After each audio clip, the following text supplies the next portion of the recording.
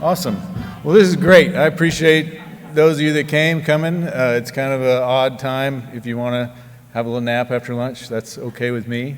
My name is Marc Cameron. I'm from Alaska. My wife's here, rounding out the audience. We got about 45 minutes. What I would like to do, there's not a great many of us here, but what I would like to do is I'd like to go over a few points, kind of hit some things, introduce myself, talk about a couple of talking points, and then I hope to open it up to some questions so that we can guide this conversation the way that you would like to go. You know, Karen was just talking to me. I don't know where she went. There she is. We were just chatting about being on people's watch lists and things for all the research that we do and sort of end up maybe being watched by the man. I'm retired federal deputy U.S. Marshal. I don't think we watch as many people as y'all think we do, but it's okay if you think we do, because that's kind of cool security too. But what it can do, the kind of information that we Google and search and look at can embarrass us. I remember sitting I have a little home office. I write full time, have a little home office, and then I have we live in Alaska, my wife and I live in Alaska, and I have a little easy chair up by the fireplace, and so when Vicky's off doing other things, I often just occupy the whole front of the house and make that my office.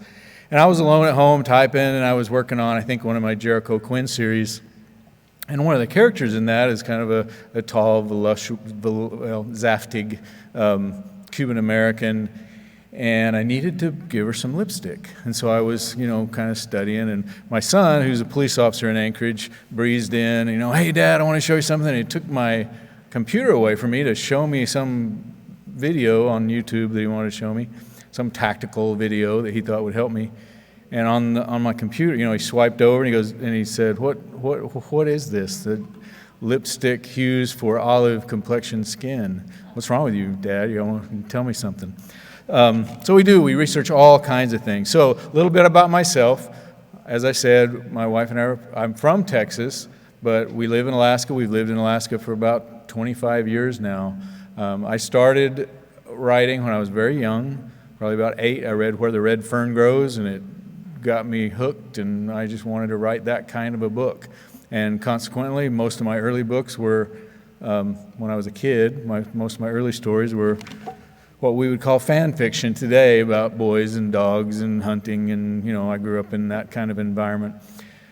Eventually, started with the police department. I got married, we had a baby, needed money. I had told my wife I was going to be a drama professor and a writer, and then right before we got married, I confessed to her that I wanted to be a policeman, and she married me anyway. And the first year of our marriage, she gave me sneak up behind the man. Right after we got married, right before our baby was born, she gave me a ballistic vest, a bulletproof vest, and a Smith Corona electric typewriter. So we hit the ground running. I immediately started writing, and immediately for the next 20 years got rejection letters. And finally, when I finally got a small thing published, my wife met me at the door, very excited, and with a rolled up newspaper, and smacked me on the butt and said, "This is great, now go write us a new fridge. We need a new fridge." And we've been writing pretty much from there. So I was a policeman in Texas for about 7 years, got on with the U.S. Marshals, worked with the U.S. Marshals in Texas, Idaho, and finally Alaska, and we've lived there about 25 years. Throughout all that time, now I write for the Tom Clancy estate. I write the Jack Ryan thrillers in the winter, and I also write my own, 2 series of my own. I started with Westerns, traditional Westerns. Ghost wrote a number of books where my name doesn't appear on the cover.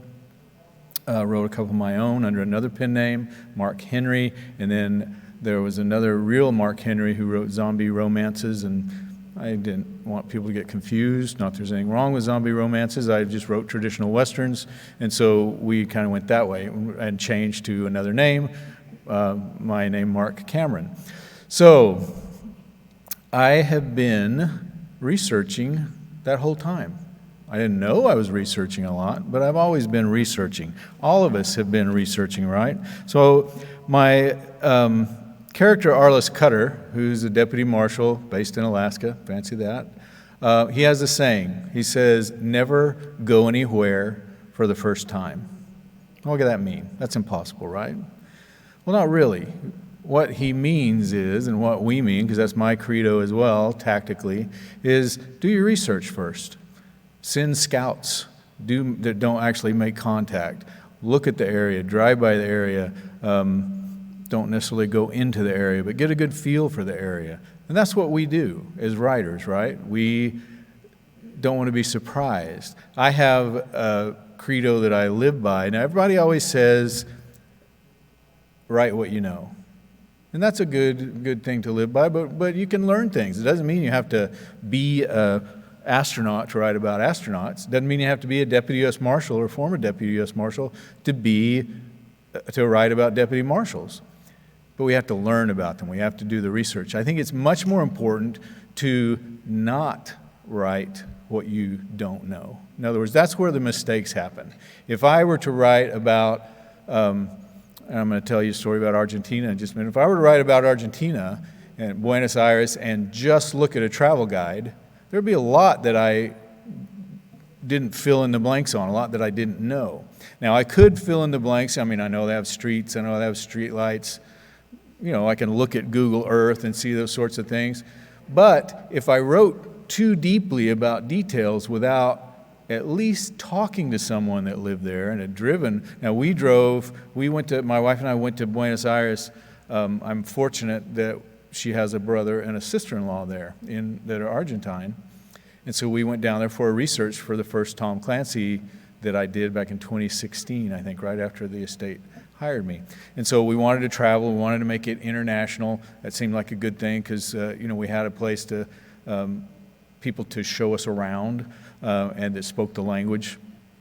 And I remember my sister-in-law's name is Margaret, and we were driving through these intersections, and there was no stop signs, there was no lights just in these intersections we were driving through. She just zoomed through them, and cars would stop, and then if they were going a little bit faster, and I said, what do you do here? This is how is this controlled? I'm a former traffic cop back in the day. And she said, oh, it's very simple. The car with the most momentum has the right-of-way. And I said, that is awesome. That is definitely going in a book. So a couple of quick things to think about when we're doing research. Now, I want you to think about some questions because I would like to talk about the things you want to talk about, but some things that I'm going to tell you to just jog maybe some thoughts. Of course, there's Google, right? We do research. Google Earth, you can zoom in. And I like to do the street view, and that works very well unless you're in North Korea or Iran or someplace like that, or Camp Peary where the CIA is. Now you can see that from above, but you can't get down on the ground and drive it.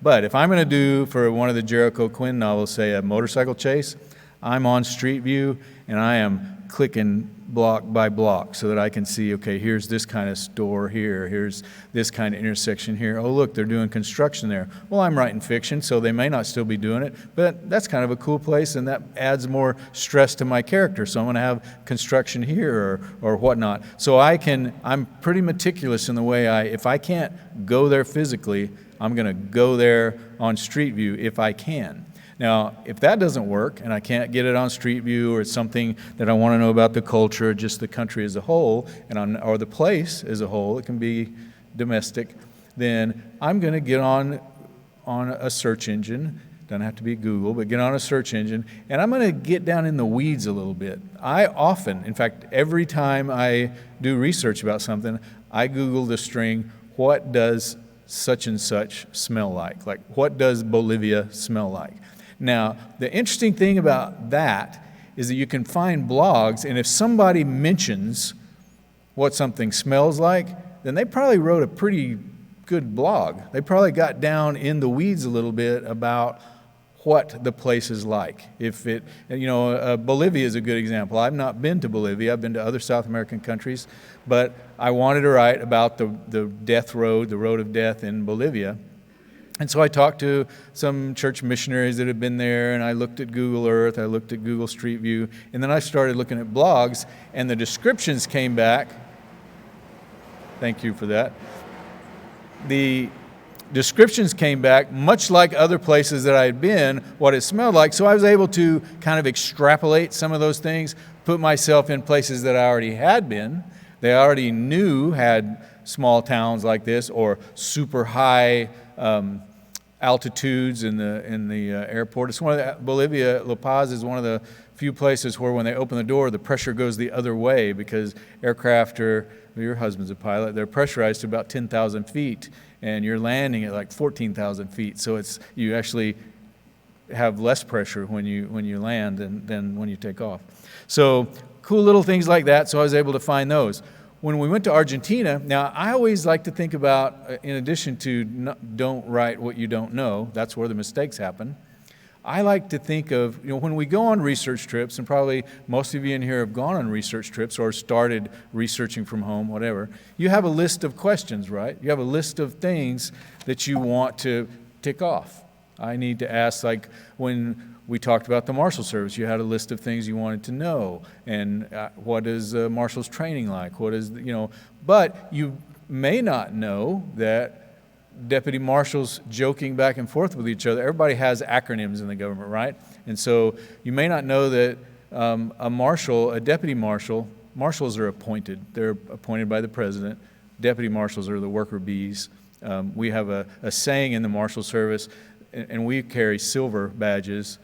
Appointed presidential U.S. marshals carry gold badges, and we say, kind of joking because they're our bosses, but kind of derisively, that a silver badge is earned and a gold badge is given. And so little things like that. We also call each other, if you don't have rank and you don't have some specialty, we'll call that person a pod. That means a plain old deputy, right? So if you don't know to act, you wouldn't know, hey, what do you call people derisively that don't have rank? So you learn these little things, these unknown unknowns. And it's those unknown unknowns that really make your writing, really make the prose and the dialogue, especially back and forth between two people that are in whatever agency or line of work or culture that you're trying to write about, that's what really makes it pop. And that brings that verisimilitude of somebody, you're doing two things really. You're teaching somebody that doesn't know, but the people that do know and have been there or have that culture or have that particular job, then they go, this writer knows what they're talking about. So that's what you're looking for, those little unknown unknowns that you didn't know to ask. So when we went to Argentina, we were driving around, and I had this idea of what the plot was going to be, and underground tunnels, and there's the Recoleta Cemetery, which is really a cool place to go if you've never been there. You can. There's been several action movies shot at the Recoleta Cemetery. And we're driving along, and in the middle of the street, in the intersections, there are these people, and they're whispering as you walk by them. And you're like these walking malls and such, shopping areas. And as you walk by them, they're whispering, cambio, cambio, cambio. That means change, right? So it's the black market, or the cave, they call it, money exchange. And you get a much better rate if you change the money on the street or in the caves than if you went to a bank and changed dollars into pesos. And so I asked Margaret, our sister-in-law, what's the deal? And she explained to us, and she said those are called arbolitos, little trees, because they spring up everywhere and then they can move. And so I wouldn't have known to ask that. So this little thing that about basically the exchange people, the arbolitos, the little trees that spring up, and not only the arbolitos, but off to the side there's somebody, because the arbolitos have a lot of money, and there's somebody off to the side, probably well armed, that's watching the arbolitos to make sure they don't get robbed or they don't abscond with the money. So little things like that, if you're a tourist and you don't really know what's going on or have somebody point it out to, or certainly if you're a writer, you don't even know to ask that. You don't even know hey, what do you got in the way of money changers in the streets, right? So if you can go there, or if you read somebody's blog, or if you can get down in the weeds a little bit, you can mine those little unknown unknowns. As we were driving, we were talking about the arbolitos, we were talking about the money changers, and the economy. And in fact, we just met our brother and sister-in-law in Miami just a couple of weeks ago, and the economy in Argentina is awful. Well, I remember on that first trip, my brother-in-law said that the inflation in Argentina is like, it rises like a scuba diver's fart. And I thought, oh my gosh, man, that's gold. I mean, how would I have known to research something like that? That's not something you can Google, right?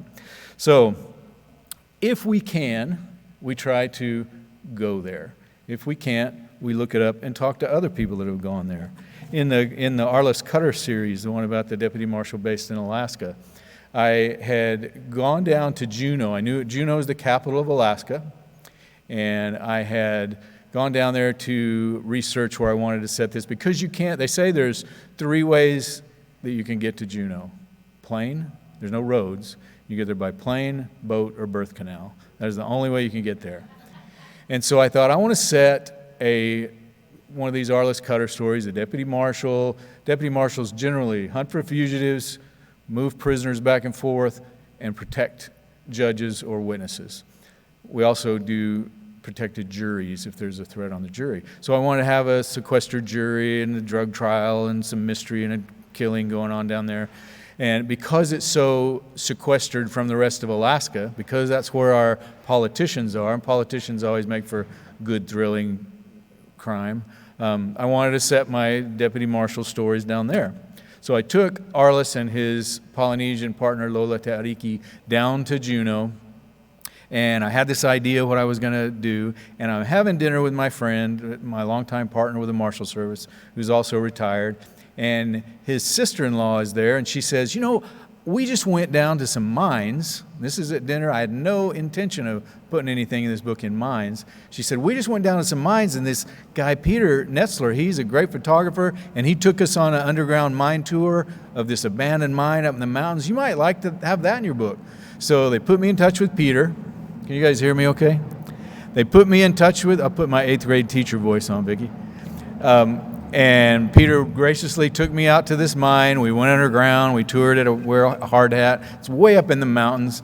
And then he said, you know, I know a bit about these mines, but there's another guy named Brian Weed, and he's got a really cool license plate. It says Alaska Weed. The post office was constantly opening his mail. But he introduced me to Brian. Brian's like the Indiana Jones of Alaska. In fact, if you watch, what's the show? It's on Netflix. Pirate Gold, ADAC. Brian's the guy with the reddish beard, and of course it's a reality show, so take it for what it's worth.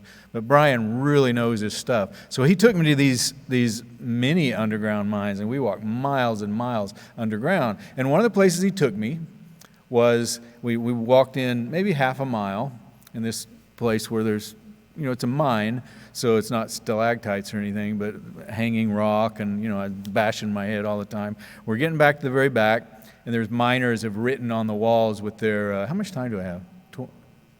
Okay. Miners have written on the wall with their carbide lamps, and we get to the back, and there's this big pit in the floor, and it's just flat. It's beautiful green water. If you look on my Facebook page, you can find it. It's beautiful, crystal clear. You know, when you put a light down it, it's kind of an aquamarine green. It never sees the light of day. The wood is probably 100 years old. You can stand on it because it's submerged all the time. He put cameras down there. There's a skeleton of a horse, probably a mule, down at the bottom that they used in the mine. Probably never, it was probably born down there, lived its life down there, and when the mine flooded, it died down there. Perfect white skeleton of this horse. And I said, what's down there? He goes, well, that's a room that you could go through, and on the other side of this wall, there's a huge cavern. It's big enough you could put a cruise ship in it. And so then we went to, and that was fascinating. Then we went to another place that was a different mine, and there was a room kind of like that same big room, big enough to put a cruise ship in it. It's a mined room. I mean, they got gold out of there and ore. In fact, if you look at a map of the city of Juneau, all that flat area, that's just the guts of the mountains taken out. It used to just be mountains going to the ocean and a little native village. So so he showed me this place, and there's a hole about this big where the tunnel used to be there, and the mountain is settled, and it's about this big, and it goes in that room. He said, we can get on our hands and knees and crawl through there and end up in that big cavern like we were on the other end. And I said, well, why did they only dig it that big? He said, well, they dug it big, but the mountain settles every so often with earthquakes, and it's slowly closing. And I said, you know what, I think I'm good. I think I can imagine what that looks like. But when I wrote the book, I put those two minds together, and then Arliss Cutter has to do some fun adventure stuff, swimming underwater and, saving the people and that kind of thing. So I just took all those little pieces and put them together. Really quick, one more quick story that has to do, so this picture right here, I wasn't researching any particular book. I was helping out teach some, these are also fellow law enforcement officers. I had just retired from the Marshal Service. We were up in Barrow, Alaska, which is now called Utqiagvik, the Inupiaq name. We were up in Barrow teaching kids about survival and physical fitness and basically just life skills, and we called it a police academy, and then took their caffeine and tobacco away from them, made them run every day and play in the water. It was an awesome experience for us and them.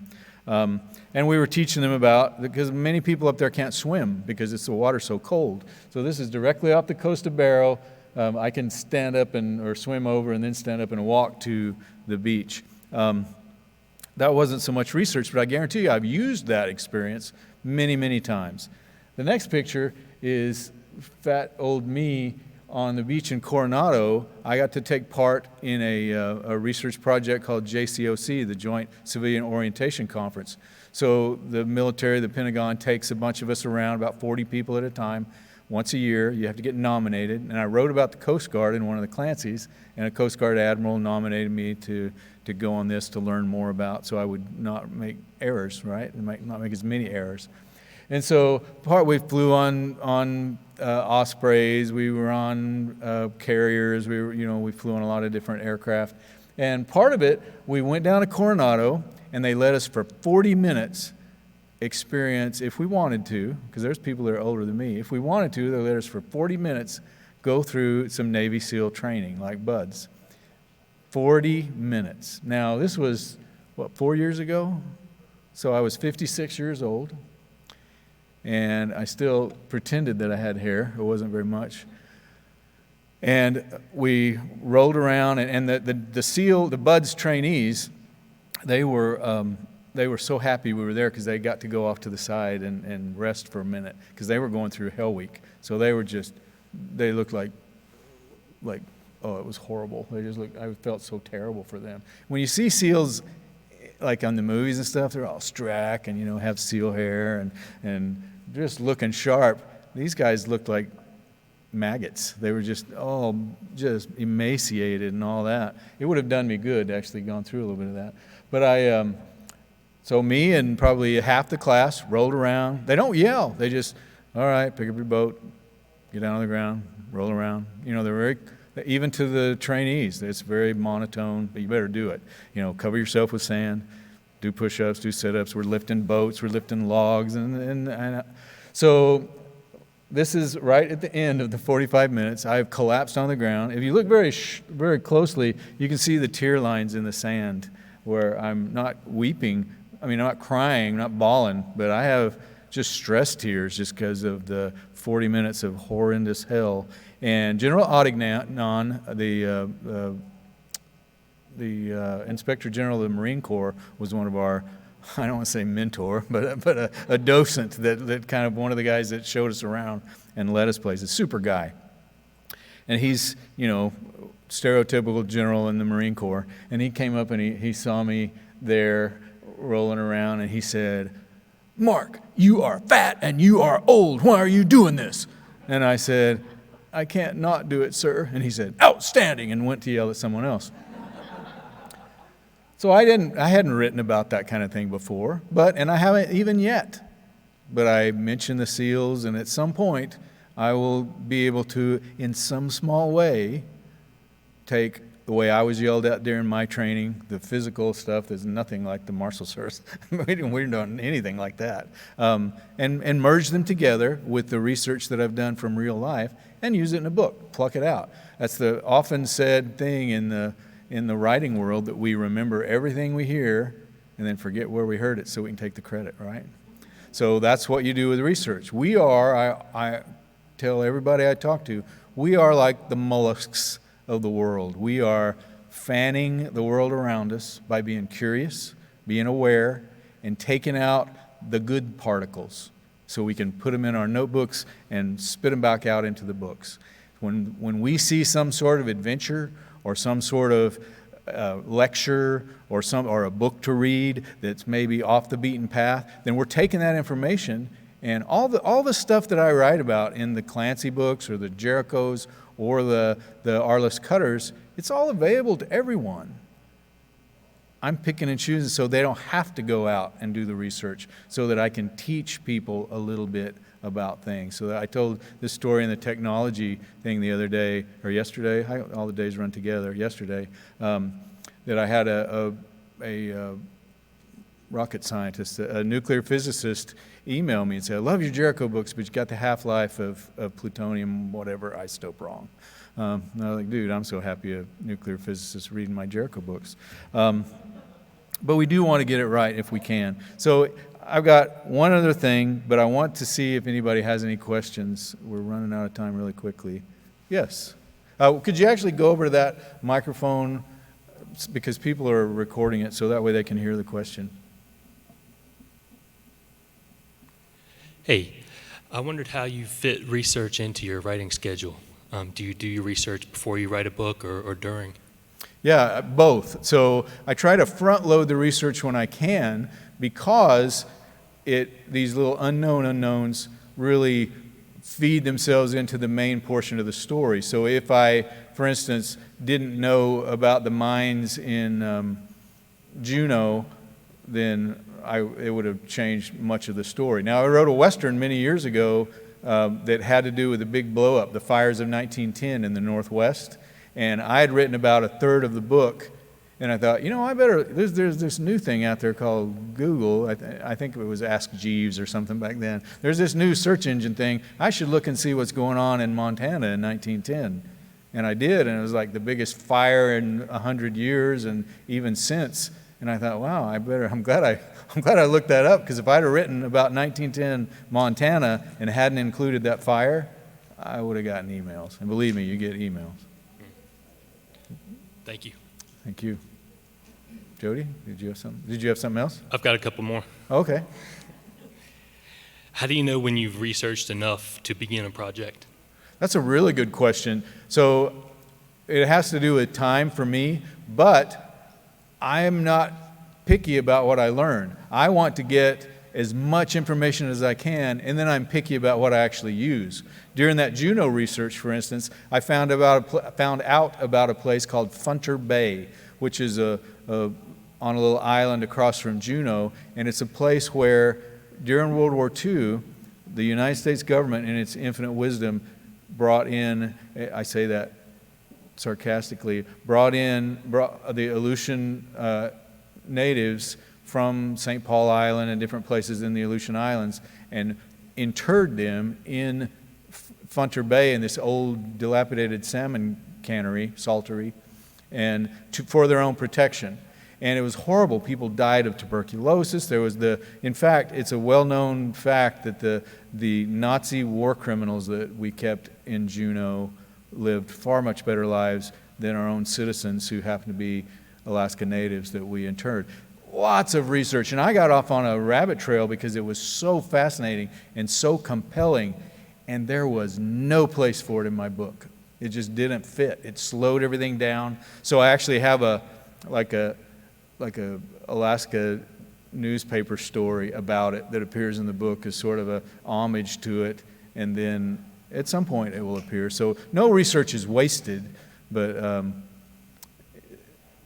at some point you have to sit down and write the story. Okay? I'll keep it going. Okay. We got time.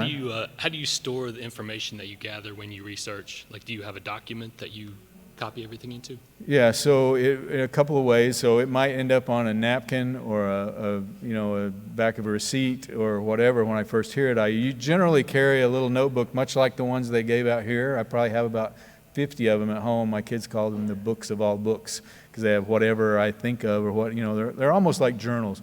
So I keep them in that if I have that with me on my phone, on notes. I'll tell my wife, you got to remember this. You can't see it, but there's a little note on my wrist right here that I wrote down yesterday when I had a thought about I'm working on one book now, but the next Clancy, I'm jumping into that, the next Jack Ryan, the 1st of December. So I wanted to, so I try to put them in documents and folders on my computer, but I write a lot longhand. So I have reams and reams I enjoy writing longhand. I'm a real champion of, I get no stock from this, or I have no stock in them, but I'm a real champion of Blackwing 602 pencils. So they feel good to write with, or fountain pens. So I write a lot longhand, and then I just can't find it because I have 50 notebooks. Okay? I've got one more if nobody else has it. They're lining up, but go, yeah, that's good. We've got 14 minutes, so that's good. Okay. Do you ever ask experts to read your manuscripts? And Do I if ever so, ask how do you go? experts? I don't ask them to read the manuscript, but I'll go over I'm really stingy with my manuscripts. My wife reads them. I don't have beta readers because I have so many editors with Kensington and Penguin Random House. So because it changes, that's not a bad idea. That's just my personal way. But I wrote this thing about Operation Noble Eagle, which is the protection of the capital area from assault by the air. And I got with my contact at the Pentagon. She put me with NORAD, Northcom, and I got the guy that wrote the procedure.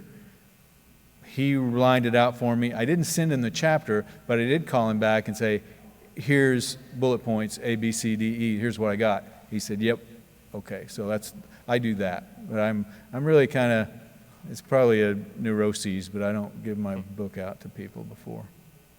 It's my baby. Thanks. Thank you. Hello. Hi. One of our main genres is military thrillers, and we're very blessed to have a lot of super fans in all the different branches, and we have like people from the British military and the Anzacs that will help us collaborate and find little details. But how do you go about finding a person who has a specialty in something that isn't one of your main super fans? For example, like we had to write about the Kessler effect, what would happen if all the satellites start breaking apart above the Earth, and we were having a little trouble finding what we wanted on Google. How would you go about sort of filling in those holes when you're trying to find someone? Yeah, that's a really good question. I actually wrote about that very thing in Oath of Office or one of the Clancy's, I can't remember. I happened to be at the Naval Academy, and I was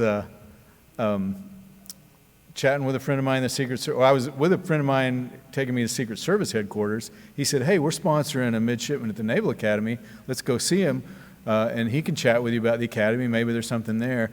And I said, great. We went over, we chatted with a guy. I said, well, do you know anybody, and this is where to answer your question, I think.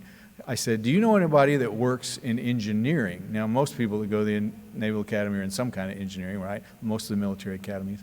And he said, well, I'm in the engineering department. I said, do you know anybody in like rocket science? And he goes, well, I'm a satellite engineer. That's my main thing. And I said, excellent. Can you show me that? So we started talking about that. And then he was able to put me in touch with his professor, and we talked about that effect, and and that's what the crux of the plot came to be. My point there is that if you have super fans, they're going to know somebody. And that's actually one of the things I wanted to mention for you guys to take with you, is that people that are experts in their fields love to talk about what they do. They enjoy it, right? And so if you know someone in the Air Force, say, or now the Space Force, then you can ask them, who do you know here? And they'll either know someone or know someone or know someone. I do a lot of friend-to-friend kind of things like that. And you can even, what I would, and it sounds like you probably already do this if you write that kind of book, I would really encourage you, though, to do all the research you can first so that you know what questions to ask, and also so you don't sound silly, asking Wikipedia questions when you have this very valuable person on the phone. But I found, in fact, the next Clancy book, Red Winter, that comes out in December, is set in 1985. So I was able to call CIA case officers that I've known for years, but couldn't talk to me about now. They could talk to me about 1985. And then I was able to, through a friend with the Marshal Service, link up through actually his sister, who I've never met, put me with the wife of an F-117 stealth pilot, and he was happy to talk about, because he never could while he was in, and he was happy to give me all the procedures and stuff that would have got him imprisoned back in 1985. But really, they love to talk about it. So I would definitely do the friend of a friend of a friend route, and it works. It's worked very well for me. Thank you. Thank you. Okay, same question, but so when you haven't published yet, you don't have fans, right? So you can't really reach out to that network. And I've been in corporate America for 1,000 years, so I could definitely find someone in 3 seconds to help me with my Excel problem. Right. But, you know, that's not what I'm going to be writing about. So my question to you is, are there, like, in a crunch, because you have a great network, right? But let's say you're in a crunch. Do you have online forums that you find are somewhat reliable? Do you have online tools that you use as part of your research project? And then also, how, if you are using forums and you're meeting people, is there, I mean, I know you got to go with your gut and then double check the facts that they give you, but is there any kind of vetting process that you use? So a really good thing, and it can bring you down, so caveat emptor, when you watch a YouTube. Now, before I got in touch with Jim, this pilot of F-117, we were having trouble connecting, but I needed, this was a main component of the book. So I joined their Facebook page of retired F-117 pilots. I lurked there. But when you join, you have to say what you're doing. And I said, this is what I'm doing, writing a book. But they let me in, and they would it's for people that enjoy that, they would let you in. You don't have to be writing a Jack Ryan. And then you lurk and you watch the comments. You really read those comments, and somebody will say, man, you're going to go to prison for giving this stuff away. And then the person will say, no, after this act of this such and such, and I'm on this forum, come over here and talk to me at that forum. Then you, like a detective, follow it to that forum. And then you hide and watch and lurk and watch them. Can't post anything because you're not registered, but you can see it. So I oftentimes, and I'm using the F-117 as an example, but I often will just sort of read the comments, look at a person. Another thing that you can use in research, if somebody's written a book about it, now,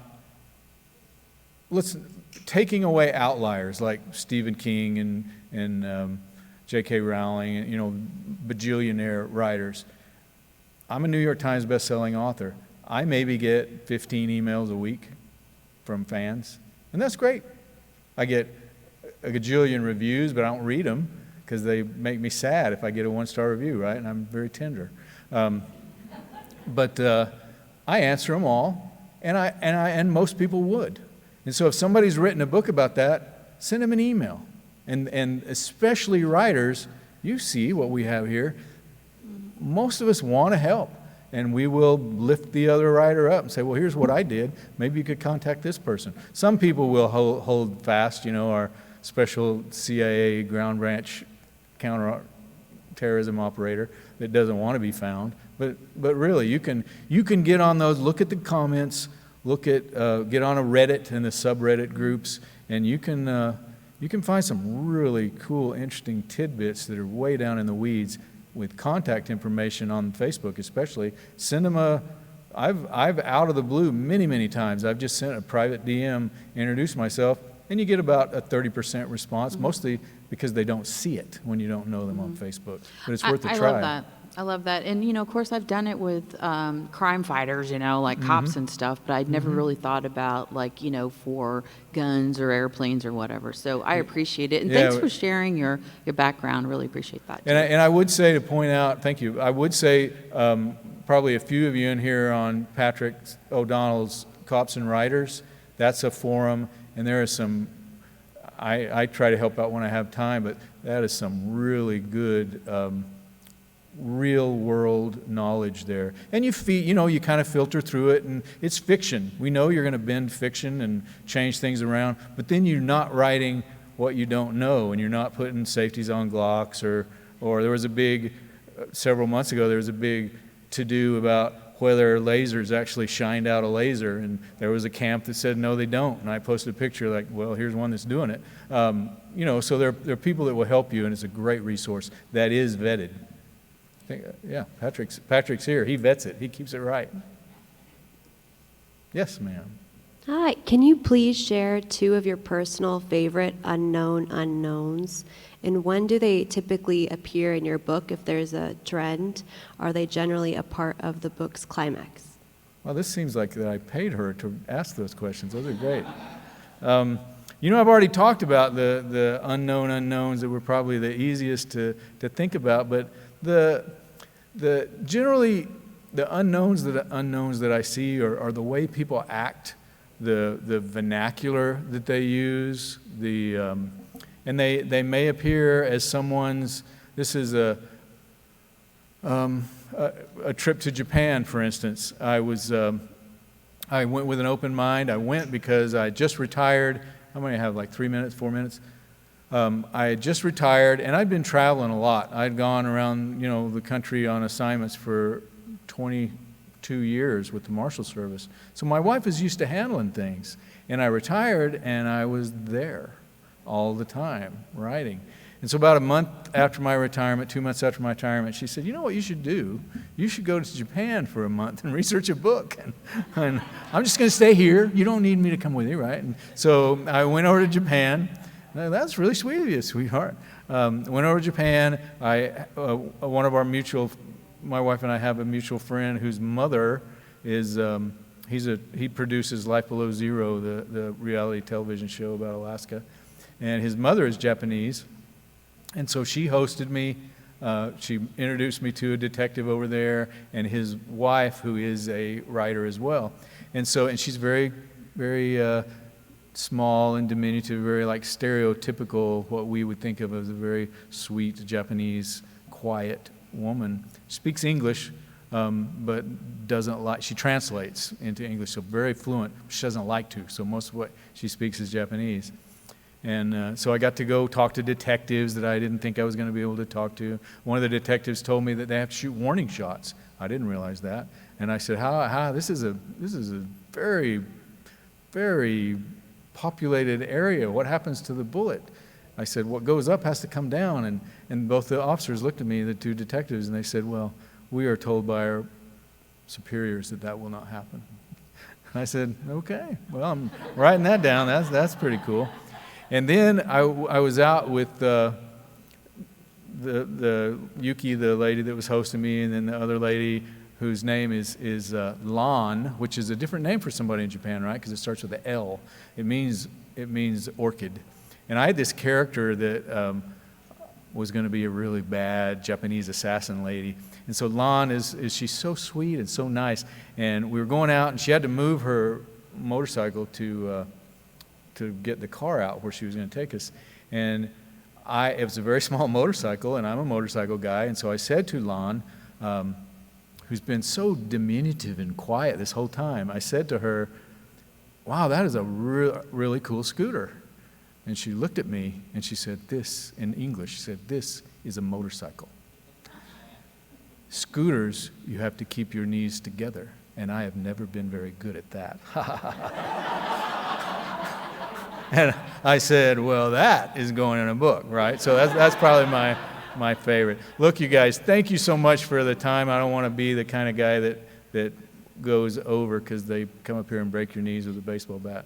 But I'm easy to recognize. I'm with the pretty silver-haired, we call it Arctic blonde lady, walking around, or I'm the bald guy wearing a hat. Approach me. I just said, we like to talk about our work. We like to talk about our lives. I like to talk about craft. So do not hesitate to come up and chat with me. But I really appreciate the time. Thank you.